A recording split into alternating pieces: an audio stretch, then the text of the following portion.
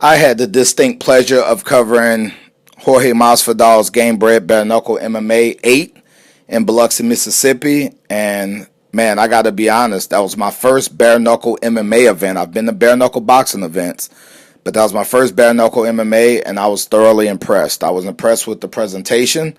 I was impressed with how personable Jorge Masvidal was. If you were a fan or anyone in attendance and you wanted to meet Jorge Masvidal, get a picture, autograph, whatever, you probably met him that night.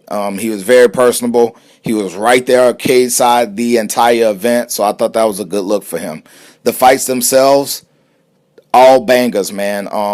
4 out of the first 5 ended in the first round, and the only one that didn't, the guy quit on the stool going into the second round. So I think once you complete a round, they consider that the second round. I think Prince McLean had a shoulder injury or something and couldn't continue. So 4 out of the first 5 ended in the first round. Out of the 10 fights, 8 of them ended by some kind of stoppage, whether it be submission or knockout. One went the distance, which was the most unlikely one, was Josh Weems and Jason Knight, who I thought would be like a fight of the night. Brutal kind of knockout submission finish, and that was the only fight of the night that went to 3 rounds with Josh Weems getting the decision. And then, of course, the main event between Brandon Davis and Randy Costa ended in an illegal knee, so it was a no contest. I thought Brandon Davis, who weathered the storm because Costa came out on fire in the first round, and Brandon Davis weathered the storm, and as soon as he turned it on, Costa went down. And I think Davis just got a little excited and threw an illegal knee that was not necessary. He was dominating.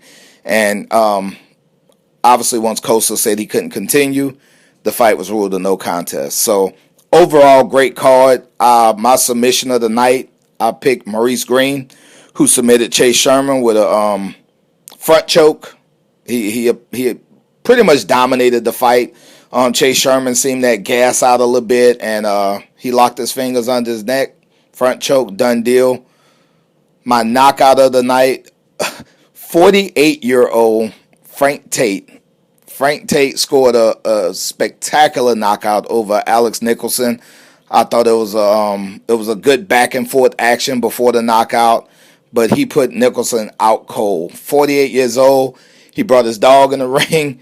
In the cage after the match, his dog gave him a high five. It was pretty cool stuff. But to see a guy nearing 50 still competing in bare knuckle is insane. So big props to Frank Tate for my knockout of the night. Big props to Maurice Green for my submission of the night. In terms of a fight of the night, there were so many quick finishes, which is a great problem to have if you're in attendance especially, that it was hard to pick a fight of the night because you just didn't get a whole lot of action in terms of minutes. I thought what Brandon Davis and Randy Costa was on the verge of doing was probably the most action packed in terms of back and forth. So I would probably say that fight before the illegal knee and the no contest was probably my fight of the night. I hated it the way it ended, but it's fighting, man, and you know it's. No one was beating themselves up more than Brandon Davis. He knew it was right there for him, and he got a little excited. I'm sure they'll rematch, but that did leave the bantamweight title vacant. So hopefully they'll do it again, and we'll get to see a more sound finish in that fight. So great fight up until the illegal knee, but things happen in fighting. Overall, great card. This is Jorge Masvidal. I want to say his 3rd or 4th time coming to the Gulf Coast. He loves it here.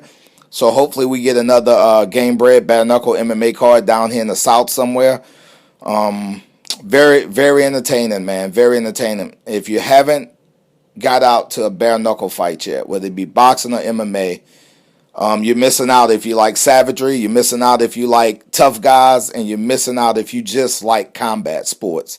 It's the ultimate combat sport. It legitimately is. These guys wrap their wrists only, and they bang it out. So kudos to Jorge Masvidal and the entire Gamebred staff. They did a great job. Obviously, my man Andrew Roberts with Swanson Communication catered to all my needs. He took very good care of me, and they got a great thing going. So Props, man. Super props to the whole Gamebred crew. Super props to all the fighters. It takes a lot of guts to get in there and do that bare knuckle shit, man. It ain't for everybody. So, great card, great event, and I look forward to the next one.